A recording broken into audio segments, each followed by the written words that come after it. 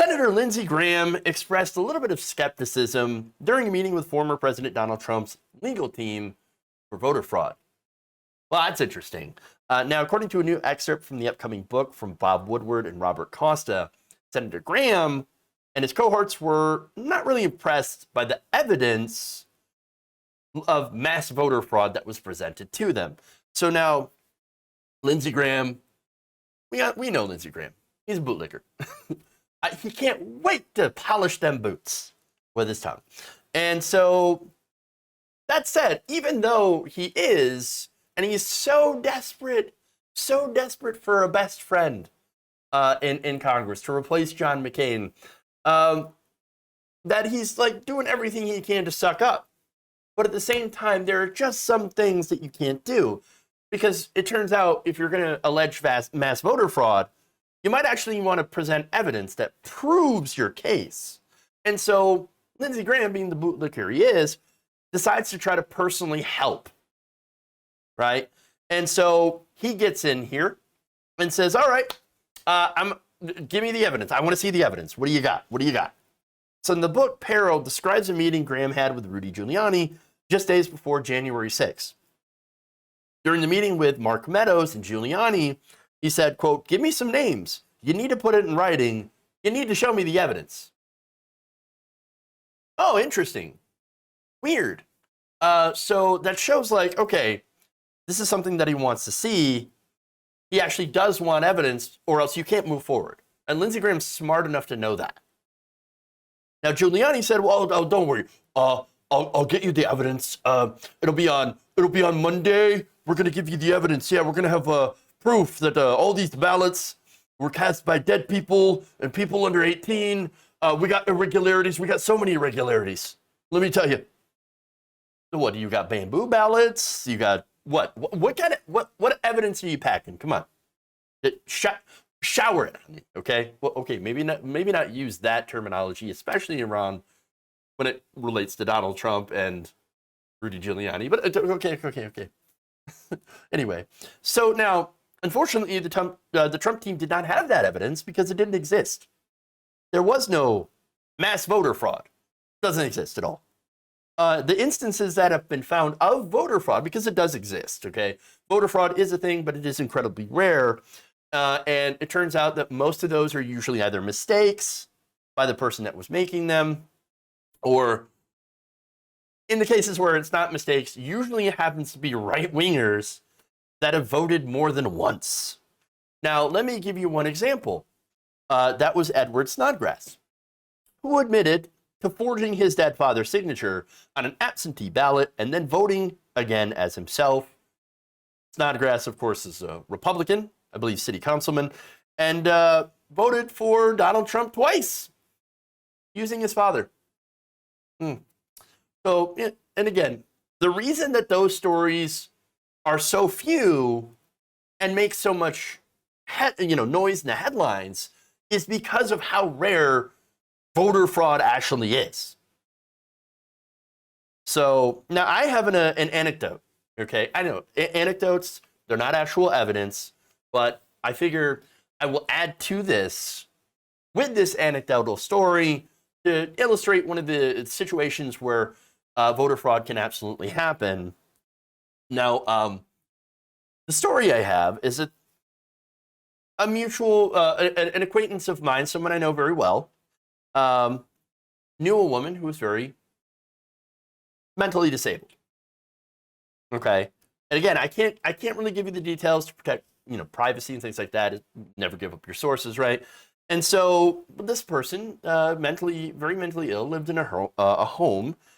She ended up actually being coerced by her brother to vote for Donald Trump. Brother of sound mind, she was not. And so what he did is basically filled out her ballot for her with Donald Trump. So now here's the thing. There are situations where you can actually mark another person's ballot on behalf of someone else. However, it requires that person to be of sound mind and physically disabled. And of course, you have to have permission. You have to sign a bunch of things.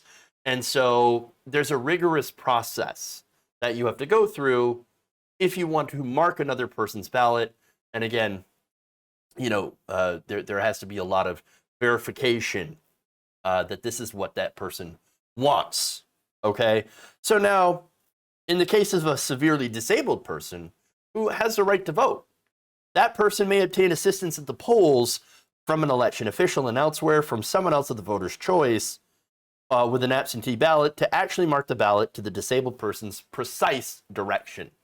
So that ensures that people who are, for example, quadriplegic, and they still have, they're of sound mind, but they can't use their body, they can direct the person to go, okay, this is who I want you to vote for on my, how I want you to mark my ballot.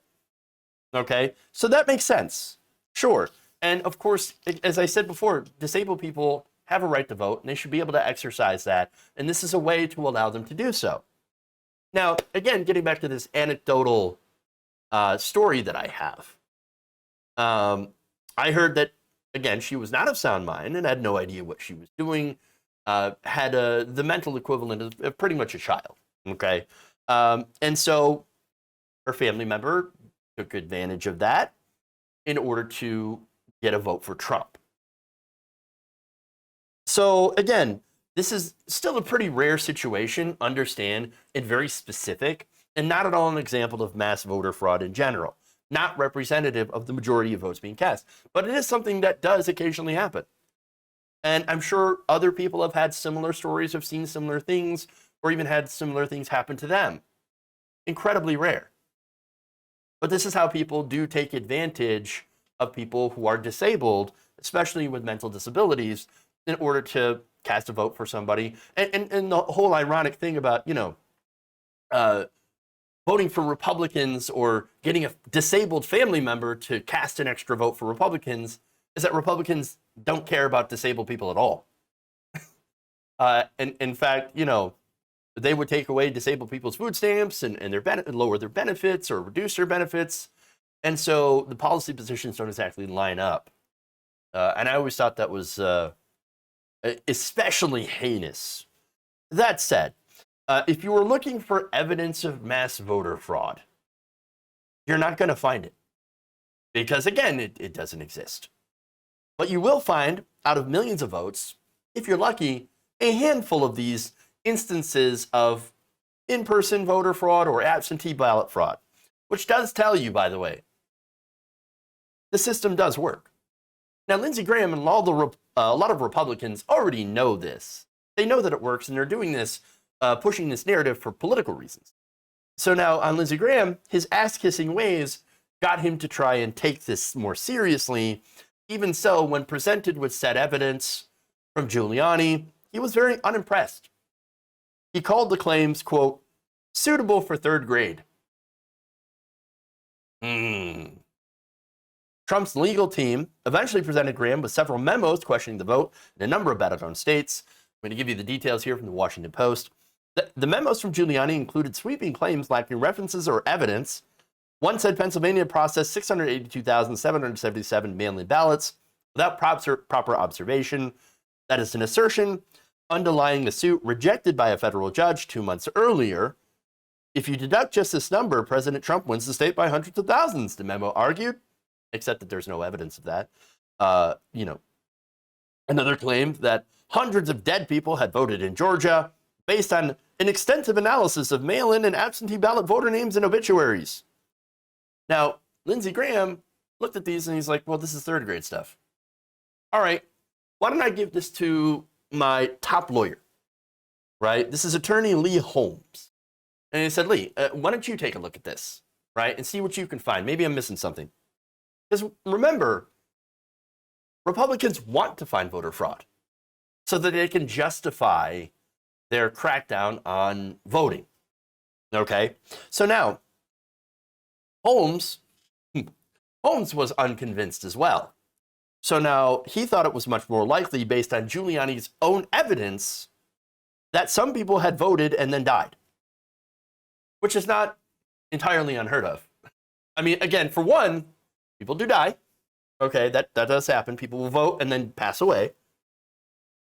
Or, and this is, or I should say, and, there is a pandemic going on, which also means more people have been dying. In fact, we've had over 650,000 Americans die So, I mean, take that, take that as you will. He was also equally unconvinced, by theories about people voting twice, improper absentee ballot applications, and fraudulent ballots cast from vacant or non-existent addresses. I remember covering one of those stories where the one of the people doing the Arizona audit, one of these groups, literally put out on the cover of their report a place where they thought was a vacant, was a place where they believed to be a vacant lot, which was actually a house with a swimming pool. Which matched up to the voter registration records and the voting records. But they're like, oh no, voter fraud because that's an empty lot. No, it's not an empty lot. It's literally a house. And you can see it in the map. And when they got caught, the best part is they got caught and they quietly changed that photo out with another supposed empty lot, which again was not an empty lot. So they're so transparently bad at what they do. It's not that they're like sneaky. They're bad at being sneaky. They're trying to be sneaky and they just suck at it. They really do. They suck. All right. So now there was more. Holmes also could find no public records that would even allow someone to reach these conclusions. According to the account in peril, where he could find relevant records, they often contradicted Giuliani's conclusions. Big surprise. For example, claims of nearly 12,000 so-called overvotes in Arizona, when someone picks more than the maximum number of selections allowed, masked the fact that only 180 applied in the presidential contest, not nearly enough to close Biden's margin of victory in the state. Another independent analysis conducted by so-called expert CPAs and Ivy League statisticians presented by Giuliani struck Holmes as unfeasible or, at best, inconclusive, because it would involve matching millions of registered voters with the U.S. Postal Service data. Similar analysis failed to convince a district judge in Nevada, who wrote in a December judgment dismissing a suit from the Trump campaign that there was insufficient information about how the data was obtained and used, and what the rate of false positives would be. Overall, Holmes found the sloppiness, the overbearing tone of certainty, and the inconsistencies disqualifying. The memos, he determined, added up to nothing. Oops. But it wasn't until after a pro-Trump mob ransacked the Capitol that Graham, speaking on the Senate floor, said, quote, "Count me out, enough is enough. I have tried to be helpful." Now that is important because there's nothing Lindsey Graham wants more than to be part of the in-group with Trump, because guess what? That's what the Republican voters want. Lindsey Graham only cares about one thing, and that's career advancement. He's a careerist. Now, you could argue, well, that's a lot of Republicans. And that's true. That's a lot of politicians in general. However, with Lindsey Graham, it's almost like a weird desperation. You know? It is very, very strange. And look, the point that I'm making, though, is this guy can see election conspiracies and reject them personally. But he sees the party, he sees the people's, basically embrace of those conspiracies as like, okay, look, this is bad for the party overall, but if I want to stay in power and I want to appeal to these people and get more power or whatever, then I'm going to have to play the game. And that's it. So he's got to walk that line publicly, like so many Republicans are. And again, I don't feel bad for him having to do that. This is self-inflicted. His bed is made. He's going to lie in it. And that's it. One more note. In a phone call over the summer, Graham did privately rebuke Trump. He actually bemoaned Trump's volatility and focus on voter fraud, telling the former president, quote, "You fucked your presidency up," which then led him to getting hung up immediately by Trump. Ooh. Oh, Lindsey Graham getting all spicy. Whoa. I didn't see that one coming. I would love to listen to that call. That would be fantastic. But if there's the audio. Oh, please get me the audio. So here's the thing, though. When you lose Lindsey Graham, the ass kisser of the century, well, you know you're done. There's no validity or merit to what you're saying at all. And understand that no matter what Lindsey Graham says publicly, we know that he doesn't believe it, just like the others. And all they're doing really is just going out there and lying publicly to appease the hogs in their party. It's all about trying to ride the wave in order to stay relevant and stay into power. That's all these Republicans do, while their party continues to embrace absolute insanity. If you enjoyed this video, please give us a like and share with your friends. You can subscribe and help out the channel by becoming a patron. It's patreon.com/Jeff Waldorf, or you can become a channel member as well by hitting the join button below.